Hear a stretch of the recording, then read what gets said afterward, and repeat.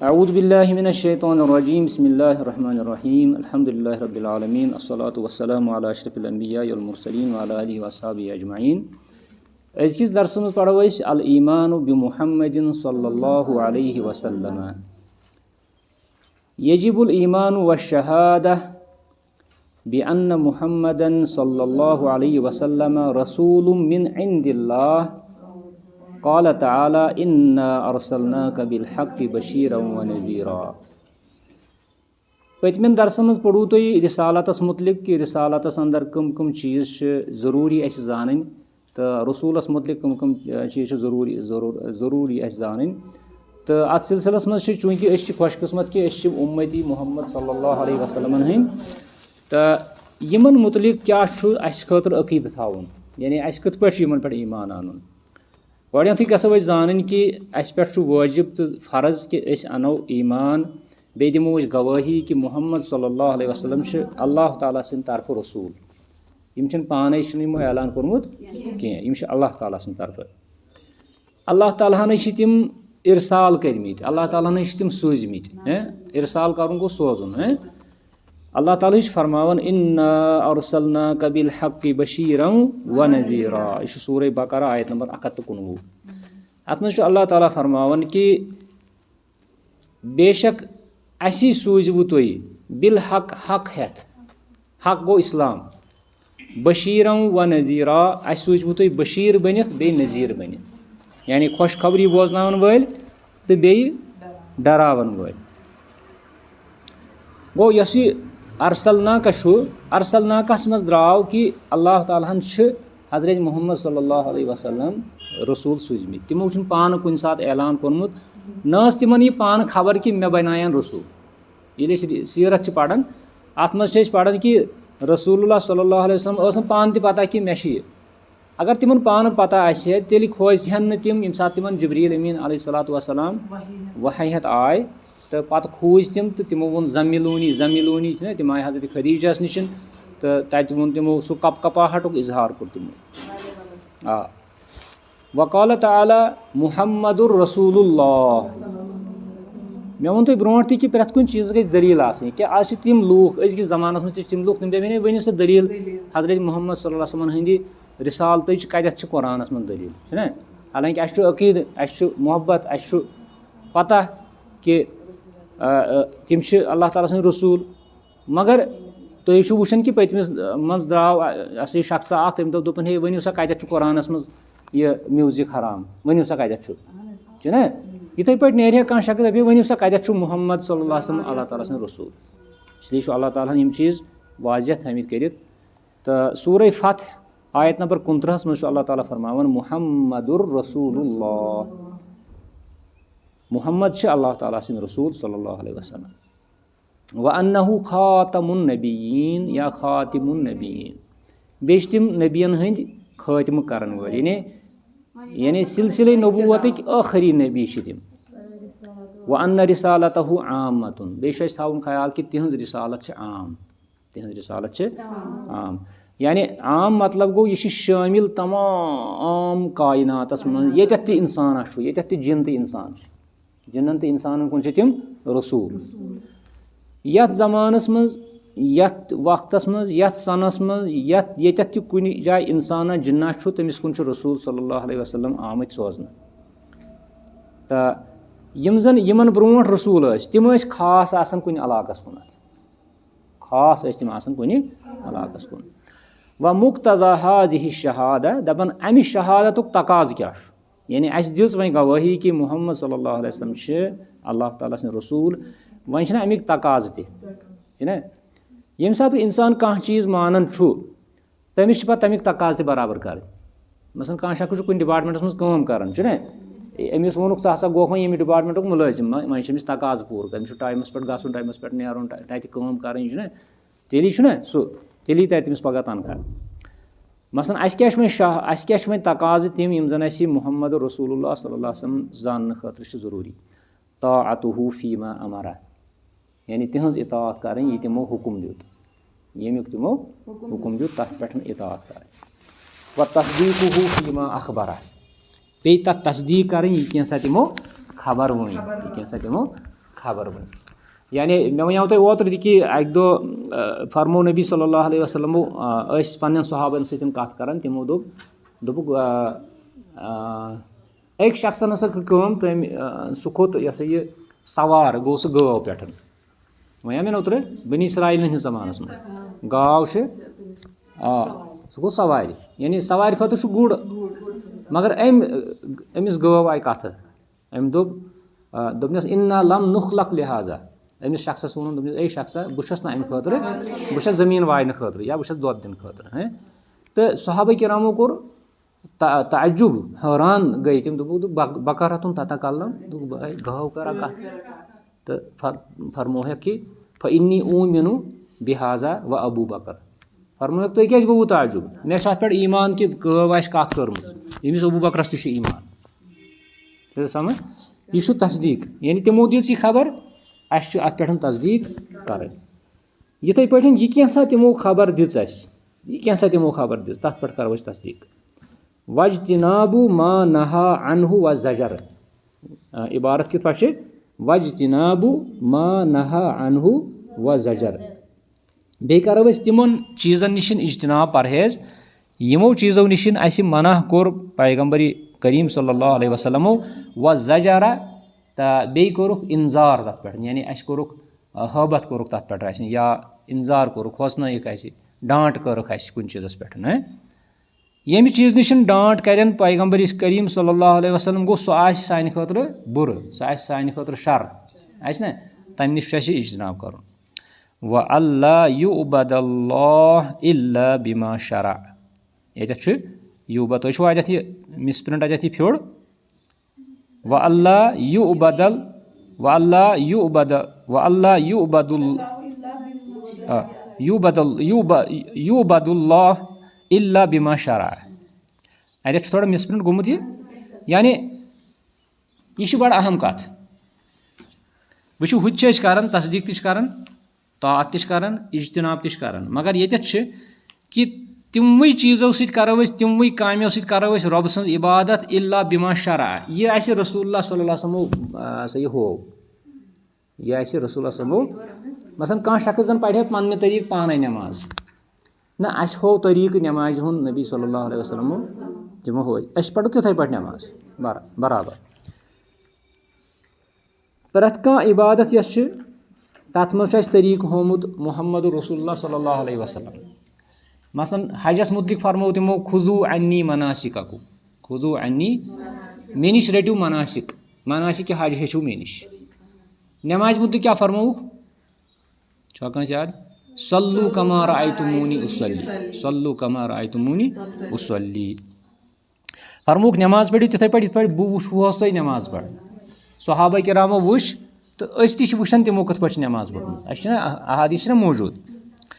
لہٰذا وَنو أسۍ کہِ یِم چیٖز چھِ اَسہِ نبی صلی اللہ وسلمن ہٕنٛدِ شہادت پتہٕ چھِ اَسہِ تقاضہٕ یعنی ضروٗریات چھِ اَسہِ یِمن چیٖزن ہٕنٛز کہِ أسۍ کَرو یِمن پٮ۪ٹھ عمل. طاعتُہ فیٖما امر و تصدیٖقُہ فیٖما اخبر وجتنابُ ما نہا عنہُ و زجر و اللہ یُعبد اللہ الا بما شرع. یہِ کینٛژھا تِمو عبادت رٔنگۍ شرع کوٚر یعنی شریعت بنوو تہِ کرو أسۍ. یعنی عبادت چھنہٕ پانے عبادت بنان یعنی لُکھ چھِ پانے کُنہِ ساتہٕ کُنہِ چیٖزس عبادت سمجھان چھُنہ. مِثال کے طور پر ییٚتہِ واتہِ وۄنۍ موقعہٕ ییٚتہِ واتہِ وۄنۍ رہن پوشن ہُنٛد موقعہٕ واتہِ نہ تہٕ یہِ چھُ پانے لُکو بنومُت یہِ چھُ لُکو پانے بنومُت کہِ اَمہِ سۭتۍ ہسا چھُ مردن واتان آسٲنی وغیرہ وغیرہ. تہٕ حالانکہِ تِم چھِ دٔلیٖل دِوان تتھ منٛز کہِ نبی صلی اللہ علیہ وسلم ییٚمہِ ساتہٕ اکہِ قبرستان کِنۍ گُزرے تِمو وٕچھ تتہِ 2 نفرن عذاب گژھان.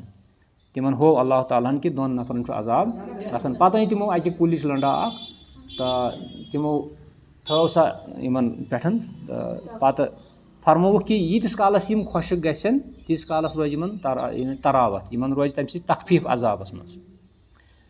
تہٕ اتھ مُتعلق چھِ لیکھان یِم زن محدثیٖن چھِ تِم چھِ لیکھان یہِ ہسا اوس تِہنٛدِ خٲطرٕ خاص.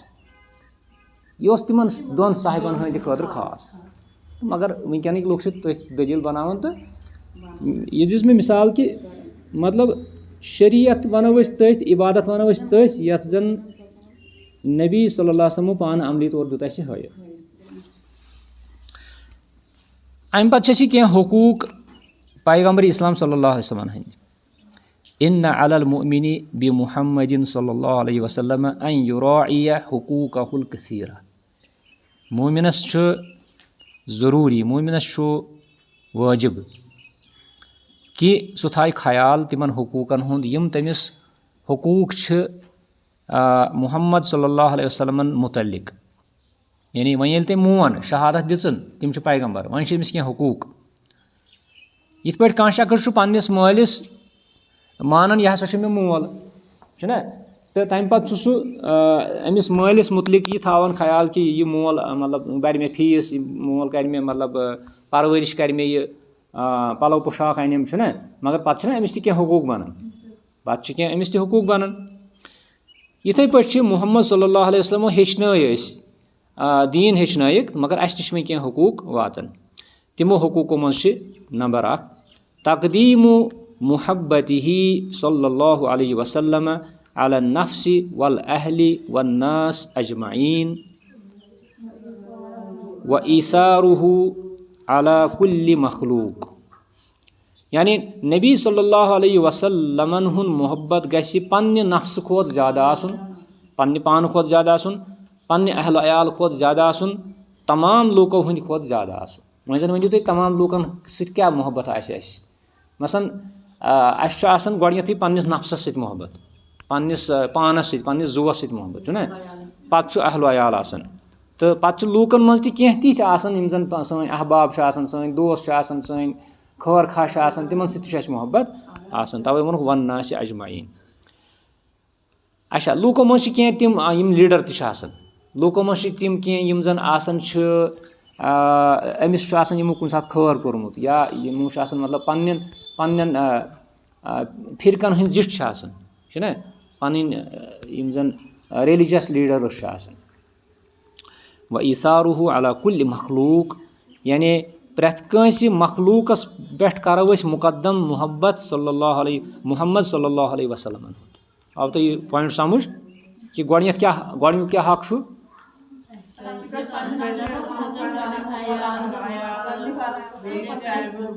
ٹھیٖک. دوٚیِم تقاضہٕ چھُ یِتھ پٲٹھۍ، دوٚیِم حق چھُ یِتھ پٲٹھۍ طاعتُہ واتِّباعُہ والتأسی بِہ. یہِ پوٚر اَسہِ وۄنۍ. تِہنٛز اطاعت کرٕنۍ، تِہُنٛد اتباع کرُن، بیٚیہِ تِہنٛز تأسی تہِ چھِ ونان اتباعسٕے، تأسی بِہ یہِ تہِ چھِ ونان اتباعسٕے. یعنی ہر حالتس منٛز کرو أسۍ تِہنٛز اطاعت، یہِ تِمو ووٚن تہِ کرو، پتہٕ پکو أسۍ تِمن چھُنہ سُہ نعت تہِ ونان دپان بہرے حصوٗلِ برکت پتہٕ پکُن چھُ نبیَس چھُنہ. بڑٕ اصل چھُ یہِ کہِ یعنی اَسہِ چھُ نجات لبُن، برکت لبٕنۍ، تہٕ أسۍ گژھو پتہٕ پکٕنۍ نبیَس. پتہٕ پکُن مطلب گوٚو نہٕ کہِ ہُتھ پٲٹھۍ پکو أسۍ پتہٕ أسۍ کرو تہِ یہِ تِمو ووٚن. آ. ترٛیٚیِم حق چھُ تعظیٖمُہ وتوقیٖرُہ والادبُ معہُ. تِہُنٛد تعظیٖم کرُن، تِمن وقار دیُن، بیٚیہِ تِمن سۭتۍ ادب ورتاوُن. یعنی أسۍ گژھو ہر حالتس منٛز تِہُنٛد نامہِ پاک ہیٚنۍ تعظیٖم سان. أسۍ گژھو تِہنٛدِس نامہِ پاکس سۭتۍ ہمیشہٕ درود پرٕنۍ، تہٕ تِمن گژھو أسۍ وقار بخشِنۍ، وقار دِنۍ، عزت دِنۍ، ادب تِمن سۭتۍ کرُن تِہنٛدِس نامہِ پاکس سۭتۍ. اسلیے گژھِ نہٕ انسان کُنہِ وقتہٕ تہِ تِہنٛدِس نامہِ پاکس سۭتۍ کانٛہہ بے ادبی ورتاوُن. تِہُنٛد نامہِ پاک اگر کُنہِ جایہِ کاغذس پٮ۪ٹھ لیکھِتھ آسہِ، انسان گژھِ نہٕ لیٹرِن منٛز اژُن کینٛہہ، انسان گژھِ نہٕ تِژھ جایہِ. یِتھٕے پٲٹھۍ کُنہِ مجلِس منٛز آسہِ انسان بِہِتھ، پتہٕ ونہِ کانٛہہ شخص حدیٖث، یورٕ کرہوس أسۍ جگڑ جوش، یورٕ کرہوس شور چھُنہ. کانٛہہ شخص چھُ ونان مجلِس منٛز حدیٖث، أمِس چھِ ونان کینٛہہ لوٗکھ کر سا یہِ حدیٖث چھُ اَسہِ بوٗزمُت چھُنہ. نہ، انسانس گژھن پنٕنۍ چشمہٕ بۄن روزٕنۍ، انسان گژھِ پنٕنۍ یہِ نظرٕ بۄن ادبہٕ سان، یہِ گژھِ بوزُن یتھ حدیٖثس منٛز کیٛاہ چھُ. یِہوے چھُ ادب یِمن سۭتۍ. ژوٗرِم حق چھُ محبتُ سُنتِہ.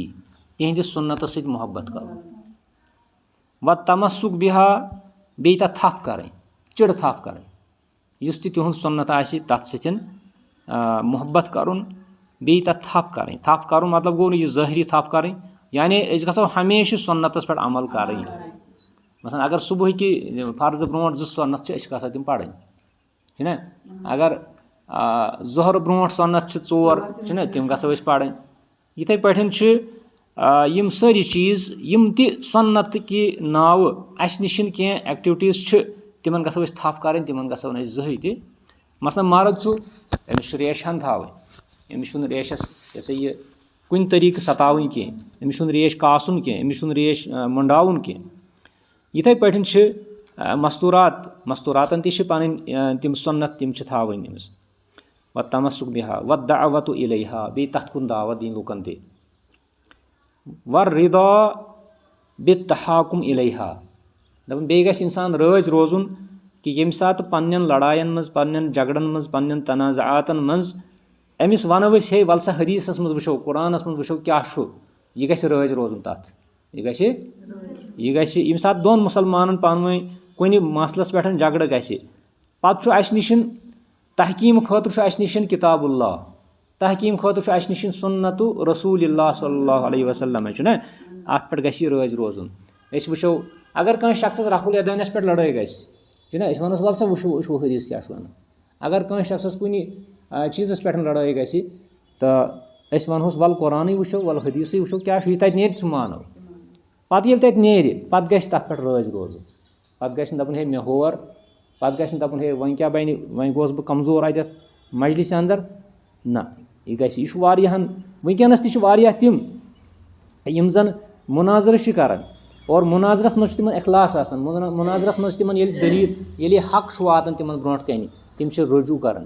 تِم چھِ مگر کینٛہہ چھِ آسان تِم مولوی یِم زَن پنٛنِس پٮ۪ٹھ ڈٔٹِتھ چھِ روزان. نہ أسۍ مانو نہٕ یہِ اَتھ چھُ یہِ تِم چھِ اَتھ وجوٗہات وَنان توجیٖحات وَنان چھِنہ تِم چیٖز چھِنہٕ کَرٕنۍ کینٛہہ.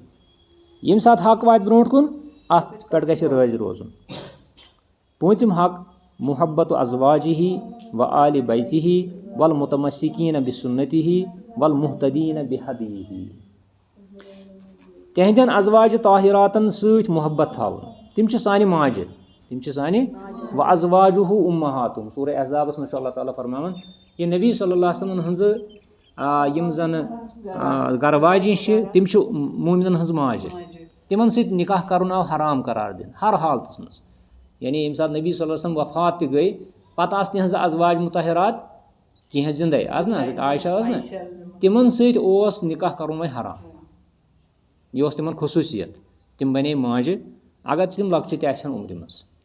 تِمن سۭتۍ چھُ تعظیٖم کَرُن تِمن سۭتۍ چھُ محبت کَرُن تِمن وٮ۪کار دیُن. و آلوٗ بیتِہی بیٚیہِ تِہنٛدۍ اہلِ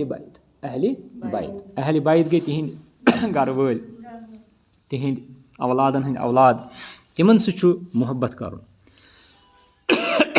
تِمن سۭتۍ چھُ احترام سان پیش یُن. حتیٰ کہِ آز تانۍ تہِ اگر اہلِ بیت آسن آز تانۍ تہِ آسن کینٛہہ آسہِ نہٕ تِہنٛدۍ اولاد موٗجوٗد تِمن سۭتۍ تہِ گژھو أسۍ آز تہِ وٮ۪کار دِنۍ. تِمن سۭتۍ گژھو أسۍ ادب ورتاوٕنۍ. والمتمسکیٖنَ بسُنتِہی بیٚیہِ یِم تِہنٛدٮ۪ن سُنتن تھپھ آسن کٔرِتھ تِہنٛدٮ۪ن سُنتن پٮ۪ٹھ عمل پیرا آسن تِمن سۭتۍ تہِ گژھِ محبت آسُن. یعنی عالمن سۭتۍ تِمن علماہن سۭتۍ یِم سُنتس پٮ۪ٹھ آسن مُتمسِک. والمہتدیٖنَ بہدیٖہی بیٚیہِ یِم ہدایت یافتہٕ آسن تِہنٛدِ طٔریٖقہٕ مُطابق. یعنی حدٕے مطلب گوٚو طٔریٖقہٕ یُس زن نبی صلی اللہ علیہ وسلمن ہُنٛد طٔریٖقہٕ چھُ تٔتھۍ طٔریٖقس آسن پننہِ خٲطرٕ باعثِ ہدایت سمجھن تہٕ تِم لوٗکھ تِمن سۭتۍ تہِ چھُ محبت ورتاوُن. یعنی علماہن سۭتۍ ییٚمِس تہِ علمس سۭتۍ نسبت آسہِ پتہٕ آسہِ سُہ حق ونان پتہٕ آسہِ سُہ حقیٖقی علم ورتاوان تِمن سۭتۍ تہِ گژھِ انسانس محبت. تٔمِس سۭتۍ محبت آسُن گوٚو رسوٗلس سۭتی محبت آسُن.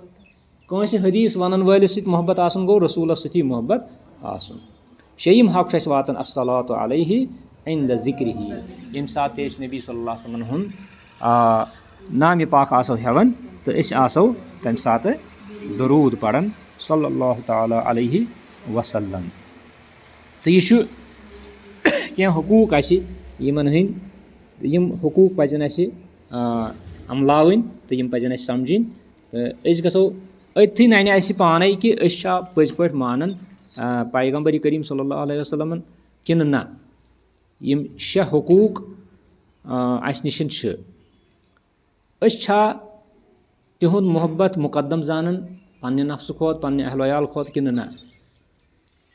أسۍ چھا تِمن اطاعت کران اتباع چھا کران أسۍ تِمن أسۍ چھا تِمن تعظیٖم کران کِنہٕ نہ توقیٖر چھا کران کِنہٕ نہ ادب چھا کران تِمن سۭتۍ کِنہٕ نہ یہِ پزِ اَسہِ پننسٕے پانس یہِ سوال پرژھُن أسۍ چھا تِہنٛدٮ۪ن سُنتن سۭتۍ محبت کران کِنہٕ نہ أسۍ چھا سُنتن تھپھ کٔرِتھ چھا تِمن پٮ۪ٹھ عمل کران کِنہٕ نہ أسۍ چھا تتھ پٮ۪ٹھ دعوت دِنٕچ کوٗشش کران کِنہٕ نہ أسۍ چھا تِہنٛدِس تحاکُمس پٮ۪ٹھ تحاکُم مطلب گوٚو کانٛہہ فٲصلہٕ کرُن ییٚمہِ ساتہٕ اَسہِ کانٛہہ جگڑٕ چھُ پانہٕ ؤنۍ گژھان پتہٕ چھا أسۍ حدیٖث قۄرانس نِش گژھان کِنہٕ نہ کِنہٕ أسۍ چھِ دپان نہ وۄنۍ پُلیٖسس نِش گژھو نہ أسۍ چھِ دپان نہ پھلٲنۍ مۄقدم کرِ فٲصلہٕ چھُنہ اَسہِ نِش چھُ گۄڈنیٚتھٕے کہِ أسۍ وٕچھو قرآن کیاہ چھُ وَنان حدیٖث کیاہ چھُ وَنان رسول اللہ صلی اللہ علیہ وسلمن ہٕنٛز زندگی کیاہ چھِ وَنان سیٖرت کیاہ چھُ وَنان أسۍ گژھو تٔتھۍ پٮ۪ٹھ رٲضۍ روزٕنۍ تہٕ امہِ پتہٕ یِم تہِ نبی صلی اللہ علیہ وسلمن ہٕنٛدۍ رشتہٕ دار آسن تِمن سۭتۍ محبت ورتاوُن تِہنٛدۍ ازواج تِہنٛدۍ اولاد تِہنٛدِ اولادن ہٕنٛدۍ اولاد آز تام یِم یِنہٕ وٲلۍ آسن تِمن سۭتۍ تہِ محبت ورتاوُن تہٕ بیٚیہِ سُنتن پٮ۪ٹھ عمل کرن وٲلۍ لُکھ یِم آسن آز تہِ یِنہٕ وٲلۍ تہِ آسن یا پتھ کُن روٗدمٕتۍ چھِ مثلاً ابنِ تیمیہ رحمتہ اللہ علیہ أسۍ کتہِ زانہون ابنِ تیمیہ اَسہِ کیازِ چھُ تٔمۍ سُنٛد ناو ہٮ۪وان ویقار سان کیازِ ییٚلہِ تِمو سۄ پنٕنۍ خدمت چھِ انجام دِژمٕژ یا باقٕے علماہن ہُنٛد تہٕ یِتھٕے پٲٹھۍ گژھو أسۍ ہمیشہِ تِہنٛدِس نامہِ پاکس سۭتۍ دروٗد پرُن تہٕ ہر وقتہٕ کہِ اَتھ متعلق چھُ ماہِ رمضانس متعلق تہِ سُہ حدیٖث کہِ نبی صلی اللہ علیہ وسلم کھٔتۍ أکِس پٲیِس پٮ۪ٹھ تہٕ کوٚرُکھ آمیٖن بیٚیِس پٲیِس پٮ۪ٹھ تہِ کھٔتۍ تہٕ کوٚرُکھ آمیٖن پتہٕ ترٲیمِس چھُنہ اتھ منٛز چھُ پتہٕ کہِ خابا و خسرا سُہ شخص گوٚو ناکام تہٕ نامُراد ییٚمِس شخصس مول موج اوس تہٕ پھلم یُدخِلاہُ الجنہ پتہٕ گوٚو نہٕ سُہ شخص جنتس مٲلِس ماجہِ ہٕنٛدِ ذٔریعہٕ یعنی تِمن کٔر نہٕ خدمت کِہینۍ تہٕ بیٛاکھ شخص چھُ کہِ ییٚمِس نِش نبی صلی اللہ علیہ وسلمن ہُنٛد نامہِ پاک آو پرنہٕ پتہٕ پوٚرُن نہٕ دروٗد یہِ تہِ گژھن خابا و خسرا یہِ تہِ گژھن خٲیِب تہٕ خٲسِر بیٛاکھ شخص کُس چھُ ییٚمِس شخصس ماہِ رمضان آو تہٕ پتہٕ گوٚوس نہٕ مغفرت پتہٕ لٔجِس نہٕ مغفرت منٛگٕنۍ یہِ شخص تہِ چھُ خٲیِب تہٕ خٲسِر أمِس چھُ نبی صلی اللہ علیہ وسلم وَنان یہِ گژھن خٲیِب تہٕ خٲسِر تہٕ نہ جبریٖل چھُ وَنان یہِ گژھن خٲیِب تہٕ خٲسِر محمد صلی اللہ علیہ وسلم چھُ آمیٖن کران ترٛےٚ دۄہ بہرحال آز گوٚو یِژٕے ہن انشاء اللہ آسن تُہۍ یِم چیٖز یاد تھٲمٕتۍ وصلی اللہ علیہ سیدنا محمد وعلی آلہ واصحابہ اجمعین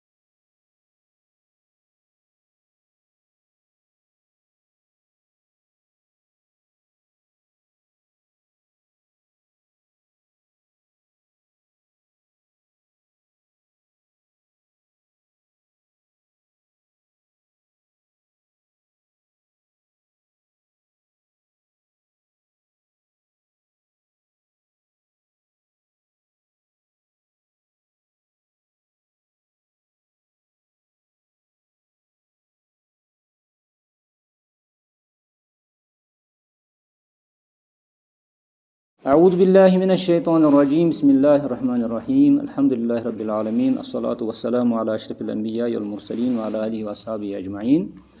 अज़किस दर्सस मंज़ पढ़ो अस अल ईमानु बि मुहम्मदिन सल्लल्लाहु अलैहि वसल्लम।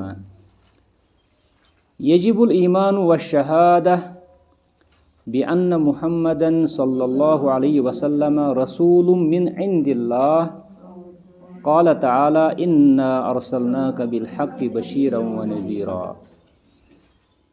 पतमिन दर्सन मज पढ़ू तुह रिसालतस मुतलिक कि रिसालतस अंदर कम कम चीज़ ज़रूरी अस जानन तो रसूलस मुतलिक कम कम चीज़ ज़रूरी अस जानन।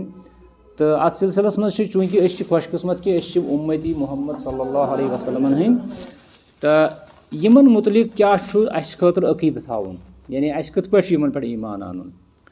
गो गो जान कि अस पे वाजिब तो फ़र्ज कि अनो ईमान बे दिमो गवाही कि मुहम्मद सल्लल्लाहु अलैहि वसल्लम अल्लाह ताला सिंद तरफ रसूल यम पाने यमो ऐलान कोर्मुत कह अल्लाह ताला सिंद तरफ। अल्लाह ताला तिम इरसाल कर्मित अल्लाह ताला तिम सूजमित इरसाल कर गो सोजुन। अल्लाह ताला फरमावन इन्ना अरसलनाका बिल हक़्क़ि बशीरन व नज़ीरा। यह सूरह बकरा आयत नंबर 119। अत मज अल्लाह ताला फरमावन कि बेशक असी सूजबु तुह बिल हक़ हक़ हेत हक़ गो इस्लाम बशीरन व नज़ीरा अस सूजबु तुह बशीर बनित बे नज़ीर बनित यानी खुशखबरी बोजनावन वल तो बे डरावन वल। गो यस अरसलनाका अरसलनाकस मज द्राव कि अल्लाह तालाहन हज़रत मुहम्मद सल्लल्लाहु अलैहि वसल्लम रसूल सूजमित। तिमो पान कुन सात ऐलान कोर्मुत न तिमन यह पान खबर कि मे बनायन रसूल। ये सीरत पढ़ान अत मज पढ़ान कि रसूलुल्लाह सल्लल्लाहु अलैहि वसल्लम पान ति पता कि मे अगर तिमन पान पता आसे तेल खोजहन तिम यम सात तिमन जिब्रील अमीन अलैहिस्सलातु वस्सलाम वही हेत आय तो पत खोज तिम तो तिमो वोन ज़मीलूनी तिम आय हज़रत खदीजस निश तो तत वोन तिमो सह कपकपाहटुक इजहार कोर तिमो। वक़ाल तआला मुहम्मदुर रसूलुल्लाह। मे वोन तुह ब्रोट कि प्रत कुन चीज़ गई दलील आसनी कि आज तिम लूख अज़किस ज़मानस मज तिम लूख तिम दपन वनो सह दलील हज़रत मुहम्मद सल्लल्लाहु अलैहि वसल्लम हंदी रिसालत कत कुरानस मज दलील ना। हालांकि अस अकीद अस मोहब्बत अस पता कि तिम अल्लाह ताला सं रसूल मगर तुम वुचन कि पतमिस मज द्राव अस शख्सा तम दोपन हे वनो सा कत कुरानस मज यह म्यूजिक हराम वनो सा कत ना। इथे पे नेर कह शख्स दपे वनो सा कत मुहम्मद सल्लल्लाहु अलैहि वसल्लम अल्लाह ताला सं रसूल।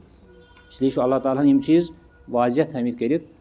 तो सूरह फतह आयत नंबर 29 मज अल्लाह ताला फरमावन मुहम्मदुर रसूलुल्लाह। मुहम्मद अल्लाह ताला सिंद रसूल सल्लल्लाहु अलैहि वसल्लम व अन्नहु खातमुन नबिय्यीन या खातिमुन नबिय्यीन बे तिम नबियन हंद खातिम करन वल यानी सिलसिले नबूवत आखिरी नबी तिम। व अन्न रिसालतहु आमतुन बे थावन ख्याल कि तिहंज रिसालत आम यानी आम मतलब गो यह शामिल तमाम कायनातस मज ये इंसान ये जिन तो इंसान जिन्न तो इंसान कुन तिम रसूल। यथ ज़मानस मज यथ वक्तस मज यथ सनस मज ये कुन जाय इंसान जिन्ना तमिस कुन रसूल सल्लल्लाहु अलैहि वसल्लम आमत सोजन। तो यम जन यमन ब्रोट रसूल तिम खास आसन कुन इलाकस कुन खास तिम आसन कुन इलाकस कुन। व मुक्तज़ा हाज़िहि शहादा दपन अमि शहादतुक तकाज़ क्या यानी अस दिस वह गवाही कि मुहम्मद सल्लल्लाहु अलैहि वसल्लम अल्लाह ताला सं रसूल वह अमिक तकाज़ ना। यम सात इंसान कह चीज़ मानन तमिस पे तमिक तकाज़ बराबर कर। मसलन कह शख्स कुन डिपार्टमेंटस मज काम करान ना अमिस वोनुक सा हसा गो यम डिपार्टमेंटुक मुलाजिम वह तकाज़ पूर कर टाइमस पे गन टाइमस पे नेरुन तत काम कर तेली तेली तर तमिस पगह तनख्वाह। मसलन अस क्या तकाज़ तिम यम जन मुहम्मद रसूलुल्लाह सल्लल्लाहु अलैहि वसल्लम जान खतर ज़रूरी ताअतुहु फीमा अमरा यानी तिहंज इताअत कर ये तिमो हुकुम दित यमुक तिमो हुकुम दित तथ पे इताअत कर। व तस्दीकुहु फीमा अखबरा बे तथ तस्दीक कर यह कैसा तिमो खबर वन यह कैसा तिमो خبر ؤنۍ. یعنی مےٚ وَنیو تۄہہِ اوترٕ تہِ کہِ اَکہِ دۄہ فرمو نبی صلی اللہ علیہ وسلمو ٲسۍ پنٛنٮ۪ن صحابَن سۭتۍ کَتھ کَران تِمو دوٚپُکھ أکۍ شخصن ہسا کٔر کٲم تٔمۍ سُہ کھوٚت یہِ ہسا یہِ سوار گوٚو سُہ گٲو پٮ۪ٹھ. وَنیو مےٚ اوترٕ بنی اسرایٖلَن ہِنٛدِس زمانَس منٛز گاو چھِ سُہ گوٚو سوارِ. یعنی سوارِ خٲطرٕ چھُ گُر مگر أمِس گٲو آیہِ کَتھٕ. أمۍ دوٚپنَس اِنا لم نُخلق لِہٰذا. أمِس شخصس ووٚنُن دوٚپنَس اے شخصا بہٕ چھُس نہٕ اَمہِ خٲطرٕ بہٕ چھَس زٔمیٖن واینہٕ خٲطرٕ یا بہٕ چھَس دۄد دِنہٕ خٲطرٕ. تہٕ صحابہ کرامو کوٚر تعجُب حٲران گٔے تِم. دوٚپُکھ بقرتُن تتکلم. دوٚپُکھ گٲو کَرا کَتھ. تہٕ فرموہکھ کہِ فإنی اوٗمِنُ بِہٰذا و ابوٗ بکر. فرموہکھ تُہۍ کیٛازِ گوٚوُ تعجُب مےٚ چھُ اَتھ پٮ۪ٹھ ایٖمان کہِ گٲو آسہِ کَتھ کٔرمٕژ. ییٚمِس ابوٗ بکرس تہِ چھُ ایٖمان سمجھ. یہِ چھُ تصدیٖق. یعنی تِمو دِژ یہِ خبر اَسہِ چھُ اَتھ پٮ۪ٹھ تصدیٖق کَرٕنۍ. یِتھَے پٲٹھۍ یہِ کینٛژھا تِمو خبر دِژ اَسہِ یہِ کینٛژھا تِمو خبر دِژ تَتھ پٮ۪ٹھ کَرو أسۍ تصدیٖق. وجتِنابُ ما نہا عنہُ و زجر. عبارت کِتھ پٲٹھۍ چھِ وجتِنابُ ما نہا عنہُ و زجر. بیٚیہِ کَرو أسۍ تِمن چیٖزن نِش اجتناب پرہیز یِمو چیٖزو نِش اَسہِ منع کوٚر پیغمبر کریم صلی اللہ علیہ وسلمو و زجرا. تہٕ بیٚیہِ کوٚرُکھ اِنذار تَتھ پٮ۪ٹھ. یعنی اَسہِ کوٚرُکھ حٲبت کوٚرُکھ تَتھ پٮ۪ٹھ اَسہِ یا اِنذار کوٚرُکھ کھوژنٲیِکھ اَسہِ ڈانٛٹ کٔرٕکھ اَسہِ کُنہِ چیٖزس پٮ۪ٹھ. ییٚمہِ چیٖز نِش ڈانٛٹ کرن پیغمبر کریم صلی اللہ علیہ وسلم گوٚو سُہ آسہِ سانہِ خٲطرٕ بُرٕ سُہ آسہِ سانہِ خٲطرٕ شر آسہِ نا تَمہِ نِش چھُ اَسہِ اجتناب کَرُن. و اللہ یُعبد اللہ الا بما شرع. ییٚتٮ۪تھ چھُ یوٗبا تُہۍ چھُوا اَتٮ۪تھ یہِ مِسپرنٹ اَتٮ۪تھ یہِ پھیوٚر. و اللہ یُعبد و اللہ یُعبد و اللہ یُعبد یُعبد اللہ الا بما شرع. اَتٮ۪تھ چھُ تھوڑا مِسپرنٹ گوٚمُت یہِ. یعنی یہِ چھِ بَڑٕ اہم کَتھ.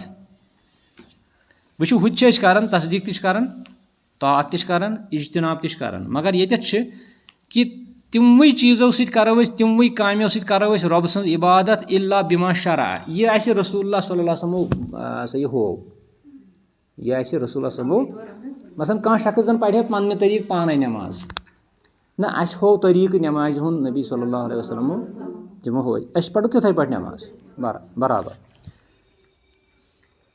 پرٛٮ۪تھ کانٛہہ عبادت یۄس چھِ تَتھ منٛز چھُ اَسہِ طریٖقہٕ ہومُت محمد رسول اللہ صلی اللہ علیہ وسلم. مثلاً حجس متعلق فرمو تِمو خُذوٗ عنی مناسِککُم خُذوٗ عنی مےٚ نِش رٔٹِو مناسِک حج ہیٚچھِو مےٚ نِش. نٮ۪مازِ متعلق کیٛاہ فرمووُکھ چھا کٲنٛسہِ یاد صلوٗ کما رأیتُموٗنی اُصلی صلوٗ کما رأیتُموٗنی اُصلی. فرمووُکھ نٮ۪ماز پٔرِو تِتھَے پٲٹھۍ یِتھ پٲٹھۍ بہٕ وٕچھوہس تۄہہِ نٮ۪ماز پَران.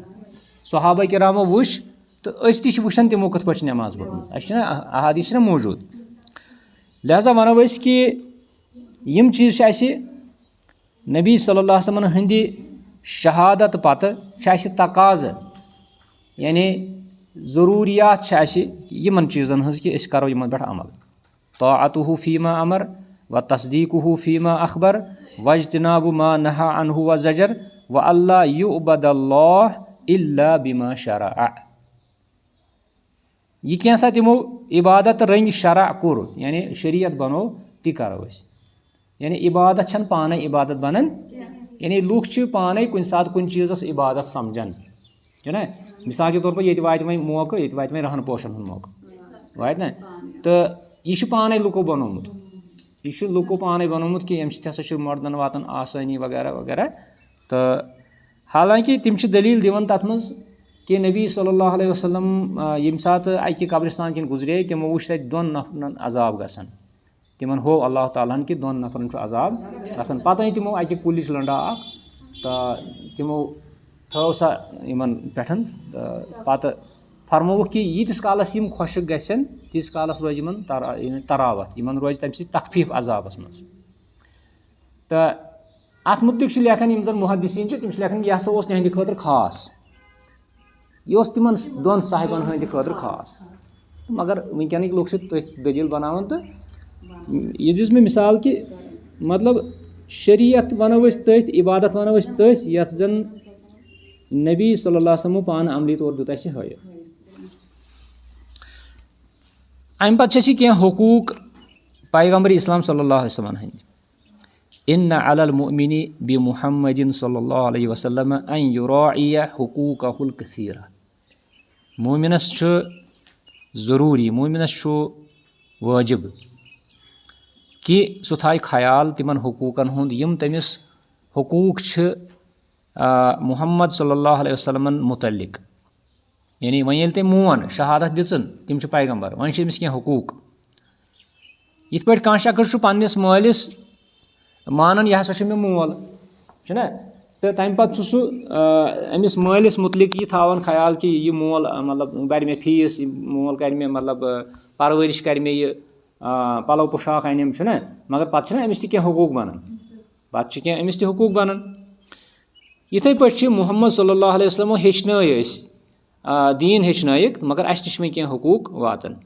تِمو حقوٗقو منٛز چھِ نمبر 1 تقدیٖمُ محبتِہ صلی اللہ علیہ وسلم علی النفس والاہلِ والناس اجمعین و ایثارُہ علی کُلہِ مخلوٗق. یعنی نبی صلی اللہ علیہ وسلمن ہُنٛد محبت گژھِ پننہِ نفسہٕ کھۄتہٕ زیادٕ آسُن، پننہِ پانہٕ کھۄتہٕ زیادٕ آسُن، پننہِ اہلِ عیال کھۄتہٕ زیادٕ آسُن، تمام لوٗکو ہٕنٛدِ کھۄتہٕ زیادٕ آسُن. وۄنۍ زن ؤنِو تُہۍ تمام لوٗکن سۭتۍ کیٛاہ محبت آسہِ اَسہِ؟ مثلاً اَسہِ چھُ آسان گۄڈنٮ۪تھٕے پننِس نفسس سۭتۍ محبت، پننِس پانس سۭتۍ، پننِس زُوس سۭتۍ محبت چھُنہ، پتہٕ چھُ اہلِ عیال آسان، تہٕ پتہٕ چھِ لوٗکن منٛز تہِ کینٛہہ تِتھۍ آسان یِم زن سٲنۍ احباب چھِ آسان، سٲنۍ دوس چھِ آسان، سٲنۍ خٲر خواہ چھِ آسان، تِمن سۭتۍ تہِ چھُ اَسہِ محبت آسان. توے ووٚنُکھ والناس اجمعین. اچھا لوٗکو منٛز چھِ کینٛہہ تِم یِم لیٖڈر تہِ چھِ آسان، لوٗکو منٛز چھِ تِم کینٛہہ یِم زن آسان چھِ أمِس چھُ آسان یِمو کُنہِ ساتہٕ خٲر کوٚرمُت، یا یِمو چھُ آسان مطلب پننٮ۪ن فرقن ہٕنٛدۍ زِٹھۍ چھِ آسان چھُنہ، پنٕنۍ یِم زن ریلِجس لیٖڈٲرٕس چھِ آسان. و ایثارُہ علی کُلہِ مخلوٗق. یعنی پرٛٮ۪تھ کٲنٛسہِ مخلوٗقس پٮ۪ٹھ کرو أسۍ مُقدم محمد صلی اللہ علیہ وسلمن ہُنٛد. آو تۄہہِ یہِ پویِنٹ سمجھ کہِ گۄڈنیُک کیٛاہ حق چھُ؟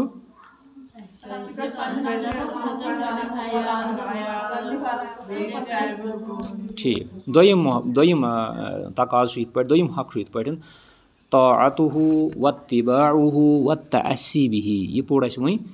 تِہنٛز اطاعت کرٕنۍ، تِہُنٛد اتباع کرُن، بیٚیہِ تِہنٛز تأسی تہِ چھِ ونان اتباعسٕے، تأسی بِہ یہِ تہِ چھِ ونان اتباعسٕے. یعنی ہر حالتس منٛز کرو أسۍ تِہنٛز اطاعت، یہِ تِمو ووٚن تہِ کرو، پتہٕ پکو أسۍ تِمن چھُنہ سُہ نعت تہِ ونان دپان بہرے حصوٗلِ برکت پتہٕ پکُن چھُ نبیَس چھُنہ. بڑٕ اصل چھُ یہِ کہِ یعنی اَسہِ چھُ نجات لبُن، برکت لبٕنۍ، تہٕ أسۍ گژھو پتہٕ پکٕنۍ نبیَس. پتہٕ پکُن مطلب گوٚو نہٕ کہِ ہُتھ پٲٹھۍ پکو أسۍ پتہٕ أسۍ پکو، أسۍ کرو تہِ یہِ تِمو ووٚن. ترٛیٚیِم حق چھُ تعظیٖمُہ و توقیٖرُہ والادبُ معہُ. تِہُنٛد تعظیٖم کرُن، تِمن وقار دیُن، بیٚیہِ تِمن سۭتۍ ادب ورتاوُن. یعنی أسۍ گژھو ہر حالتس منٛز تِہُنٛد نامہِ پاک ہِنٛدۍ تعظیٖم سان. أسۍ گژھو تِہنٛدِس نامہِ پاکس سۭتۍ ہمیشہٕ درود پرٕنۍ، تہٕ تِمن گژھو أسۍ وقار بخشِنۍ، وقار دِنۍ، عزت دِنۍ، ادب تِمن سۭتۍ کرُن تِہنٛدِس نامہِ پاکس سۭتۍ. اسلیے گژھِ نہٕ انسان کُنہِ وقتہٕ تہِ تِہنٛدِس نامہِ پاکس سۭتۍ کانٛہہ بے ادبی ورتاوُن. تِہُنٛد نامہِ پاک اگر کُنہِ جایہِ کاغذس پٮ۪ٹھ لیکھِتھ آسہِ، انسان گژھِ نہٕ لیٹرِن منٛز اژُن کینٛہہ، انسان گژھِ نہٕ تِژھ جایہِ. یِتھٕے پٲٹھۍ کُنہِ مجلِس منٛز آسہِ انسان بِہِتھ، پتہٕ ونہِ کانٛہہ شخص حدیٖث، یورٕ کرہوس أسۍ جگڑ جوش، یورٕ کرہوس شور چھُنہ.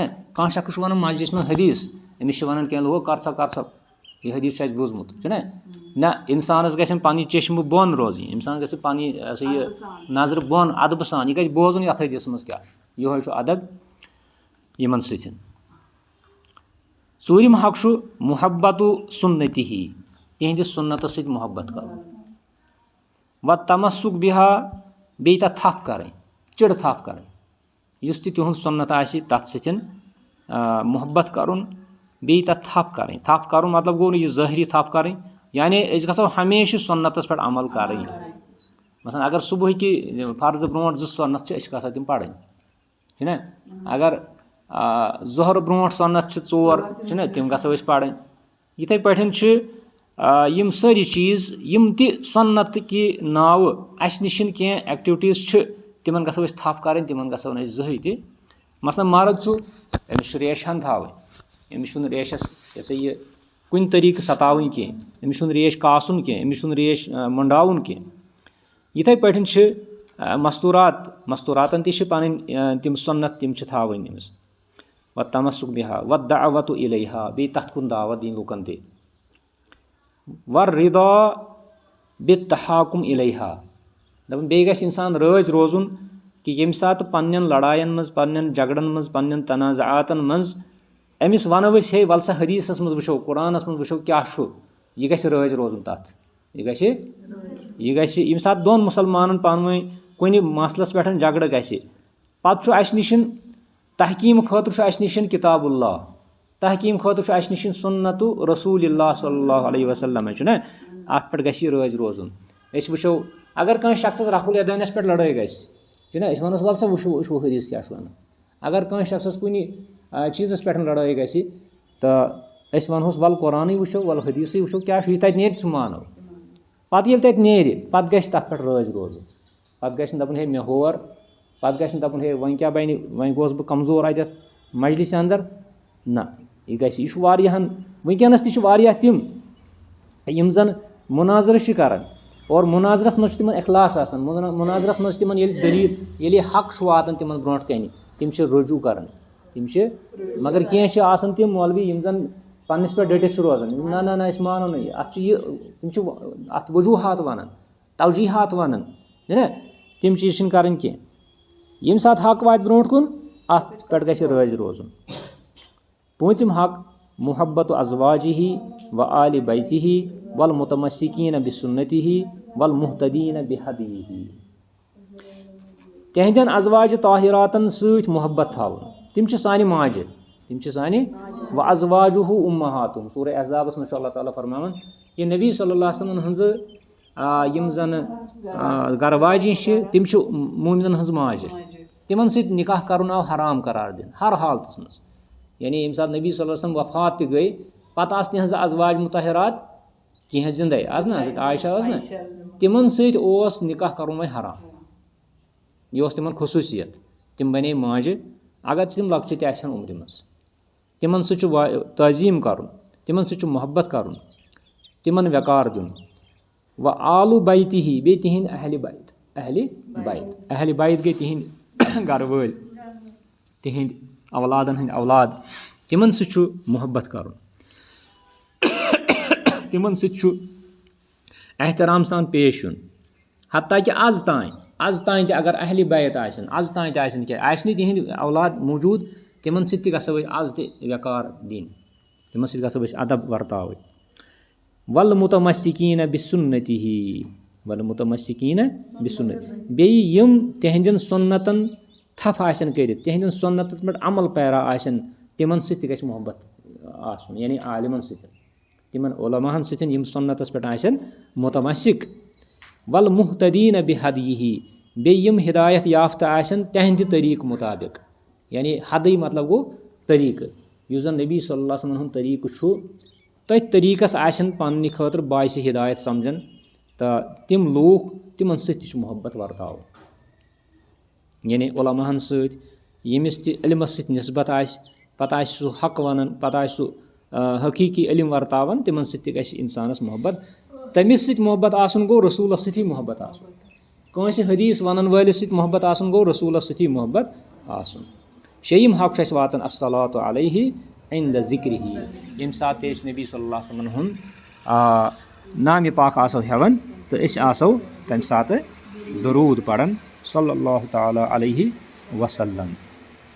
تہٕ یہِ چھُ کینٛہہ حقوٗق اَسہِ یِمن ہٕنٛدۍ یِم حقوٗق پزن اَسہِ عملاوٕنۍ تہٕ یِم پزن اَسہِ سمجھِنۍ.